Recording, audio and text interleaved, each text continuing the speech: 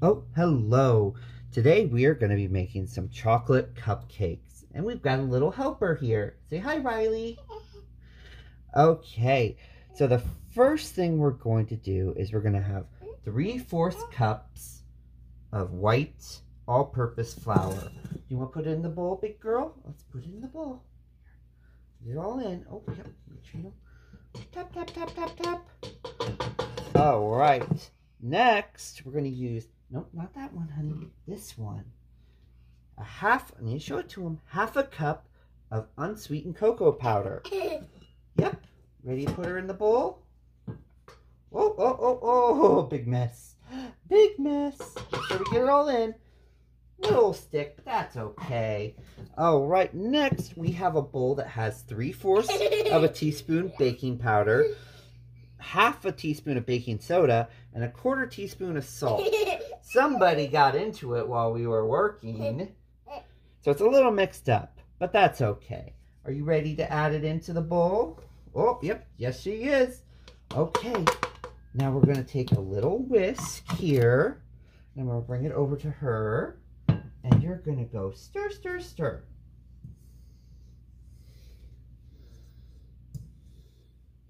Stir, stir, stir, stir, stir, stir.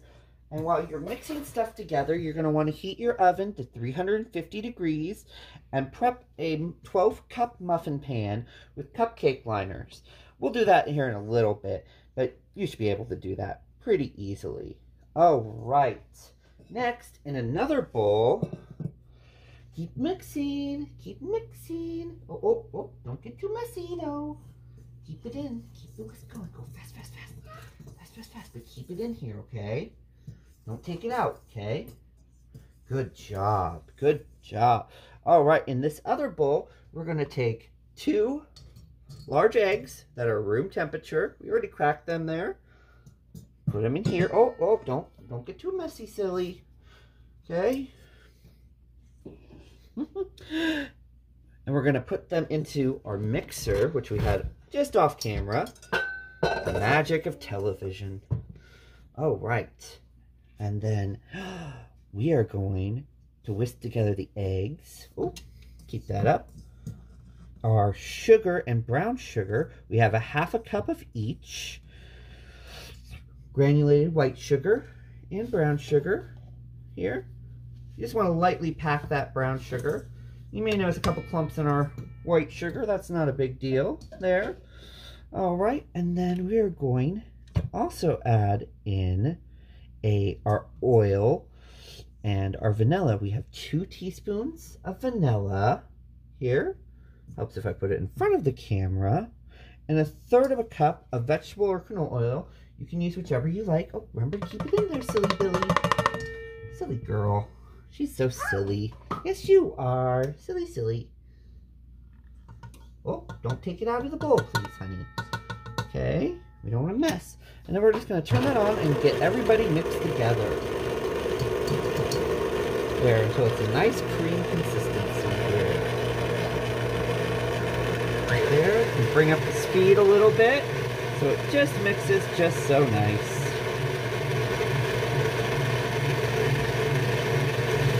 We also have right here 1/2 cup of buttermilk.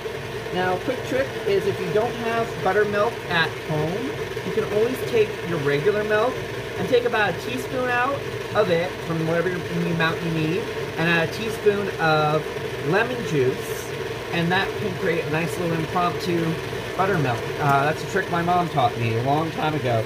She would never buy buttermilk. She would always make it that way. Okay. Okay, I think we're done, honey. Give it a good tap, okay? You hold on to that whisk, okay? All right, and it's all creamed up there. So what we're going to do is we're going to take it out here. And we are going to use the same whisk. We're just going to give us a quick here. And we're going to slowly incorporate the wet ingredients into the dry. There you go. Now, if you only have a hand mixer or limited bowls, you can always put these in one bowl and then do a hand mix on the other side there. Put this back in. Silly me, I almost put that back in the sink. We would have to reshoot there. All right, I'm gonna move the camera in just a little closer there so you can see. Hopefully you don't see this part there in the editing. Okay, so what we're gonna do is we're gonna alternate adding in half of our wet ingredients you just saw us mix and half of the buttermilk at a time until it's all mixed together. All right, so we're just gonna turn this on. We have the whisk going there. Add half. And again, if it's not perfect, don't worry. You don't have to weigh this. You don't have to be perfectly exact. We just want to get a nice batter all together. All right, and then next is our buttermilk here. I'm going to do it on this side so you can see it going in. There we go. You want your milk and your eggs to be room temperature. I don't know if I mentioned that earlier. If I didn't, my apologies. I'm grabbing here a spatula here to get the last of that egg mixture, egg and sugar mixture, and vanilla and oil.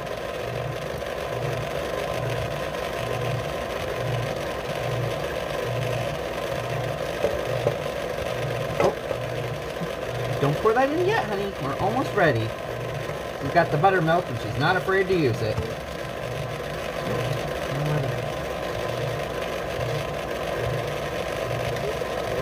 Oh. Come on. And honestly, you probably could add the flour and the buttermilk to the liquid one. It's really up to you what you want. Ready? You want to help pour? Can you help me hold it? There we go. Oh, perfect. Okay. Okay, we got this in the sink. So it can be cleaned, okay? I apologize for a bit of a mess there. We do have a 2-year-old helping. Alright, I'm going to bring this up here so you can see it nicely in there. Alright, it looks like everybody's incorporated. We're just going to bring it up real quick. Make sure nobody's hanging out in the bottom, hiding away. Cool kids don't get to hang out in the back of the class, sort of thing. Gotta move them to the front. And then we'll give her a quick manual stir with our unlock that. Oh, look at that. Nice. Look at that nice ribbon there. Okay, we are going to come back here in just a second. And we're going to show you putting them into... Oh, yes, you can help, honey. And showing you putting them into the cupcake holders. Be right back. Okay, we are back, and we have our muffin tin with 12 cupcake liners in it. If you don't have them, you could really grease them up, but I've personally never not used the cupcake holders, so I would strongly advise them. They're $1, $2. You don't have to be fancy, you don't have to be great. As long as they're food safe, they'll be fine. Another thing I've done is I've transferred our batter into a nice measuring cup here. I find it easier to measure it out and get it going. So what you're going to do is you're just going to pour till about halfway up. You don't want to go over half, so it's always better to go a little under than a little over. I like using the measuring cup because it gives me just a little more control when I'm pouring it in. There we go. There we go. I know.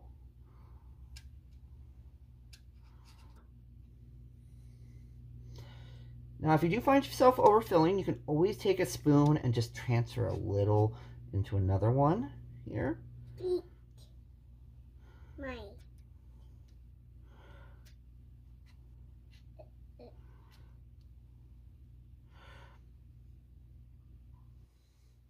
And if you're a real stickler too, you can use just a pre-out certain measuring cup.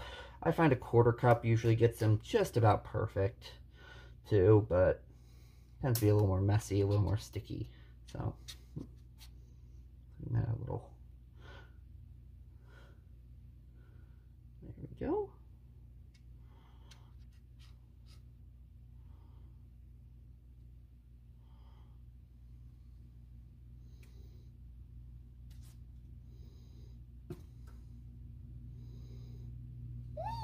Whoop. A little more on that one, but we'll just take a spoon and take a little bit out and give it to another one there. Okay, I'm gonna give us a nice little spoon there, real quick. Yep. Here's a spoon. I know, hon. There we go. Let's take a little out. Put it back in there. Maybe one more half spoon. There we go. Ooh.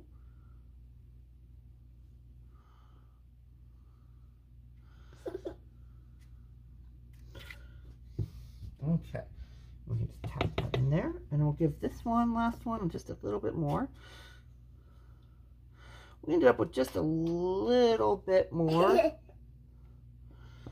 filling, so we'll probably do another tray here. But we're going to pop these into the oven at 350 for about 18 to 21 minutes. You just want them to be able to come out with a clean toothpick or fork in the middle and just coming out clean, no nothing on it, no goop, no nothing, and bake it. So we'll come back once that's done.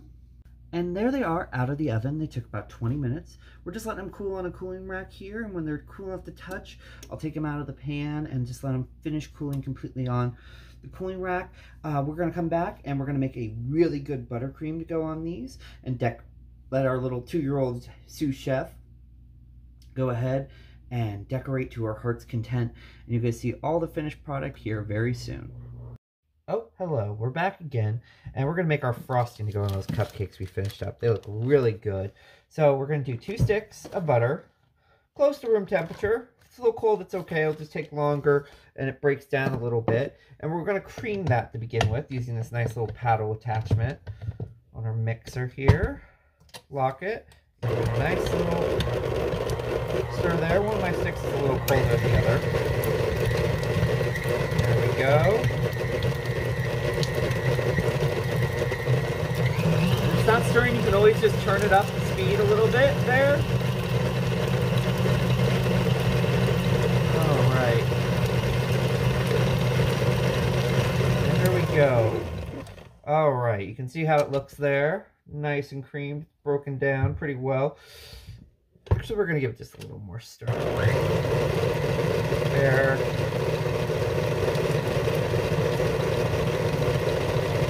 Okay. Then I've got 3 cups of powdered sugar here. And I'm just going to add about a third to a half a cup. Doesn't have to be exact in here at a time. And we're going to get it going slow there to work it in. Be a nice, some of these KitchenAid mixers, they have these really nice attachments you can have on the bowl and you can slowly add stuff. That's great, and it's a fun gadget, but you really don't need it. But don't be afraid to use it if you have it. We're just going to keep doing that. While it's going slow, I'll just add a little more at a time. You don't want to add too much, otherwise it's all going to come up on you. And you're just going to have a big cloud and start sneezing and hacking and coughing. Oh, not fun. Just a little bit at a time. Just as soon as it looks like it's all incorporated in, or for the most part incorporated in, go ahead and get it going there, or go ahead and add a little bit more. We're going to decorate these cupcakes, so we want a really stiff frosting, but if you want a smoother frosting, that's really great for cakes. Same recipe, same amount of butter, but just do 2 cups of powdered sugar, and it makes it just a little thinner, and it spreads beautifully. It's great for doing a cake, or if you like to decorate your cakes. It makes a really good frosting to do the crumb coat before you add fondant or other things. There, you can see it's getting in there. It's looking good. It's getting nice and smooth. We'll add a little bit more.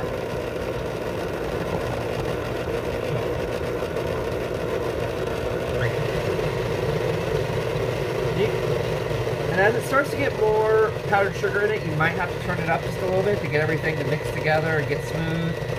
You can start seeing it's pulling away from the walls there and looking more and more like a white frosting. But always just bring it down so you don't have a little helicopter in there of the blade. There we go. First gets incorporated, then we get it going. You can hear that turn, it's getting a little more resistance.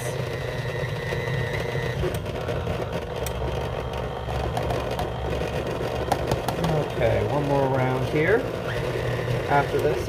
Saw a little bit kick out there. Got a little bit gunshot, or a little bit jump the gun, I mean. There. Alright.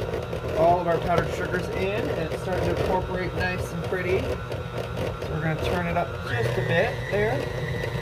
Get it going. Now, this is going to taste really good right now, but we're going to make it taste even better. We're going to add about 2 teaspoons of vanilla extract there. Add it into the mixer there. It's going to start to make that frosting just a little smoother. And then we do have 2 tablespoons right now, but you can get a little bit more. You might need 3. Just depends on how thick or thin you want it. Of milk. You don't have to use all of it. You're just adding it to thin it out just a bit if you made it too thick. If you do too much, just add a little more powdered sugar and you can re-thicken it up. Now, I use vanilla extract, but you could add other flavors if you wanted. Mint, popular, strawberry, cherry, any flavor you really like that you can get the extract for. I've done it with lemon, espresso. I didn't use real espresso for it. I just replaced both the vanilla and the milk with the espresso powder, and it turned out really nice. As far as colors go, you can use the liquid drops you might see in every supermarket in the spice aisle or the confectionery aisle, usually by the birthday candles, or in the spice aisle. Those work fine, but if you want a really deep color, I would advise going and getting the gel, because with the liquid ones, you add too many drops and your frosting starts to get runny and you lose that flavor, where the gels are a lot more consistent. So I only added about half of my 2 tablespoons there, and I really like the consistency, just how it looks. So we'll turn that off here, pull her up, and just show you how pretty that frosting is. Alright, just look at that. And then I'm going to go frost these cupcakes and show you the finished product. Alright, we're back and we frosted all the cupcakes, and we have a little cake decorator here who's going to put some sprinkles on them. Oh, not so high. There we go. You want to help? Yeah. Okay, shake, shake, shake. There we go. Oh, they're so pretty. There we go. Oh, you want to keep helping? Oh, it's okay. A little frosting on the finger never hurt anybody. Ready to shake? Oh, look how pretty they're getting.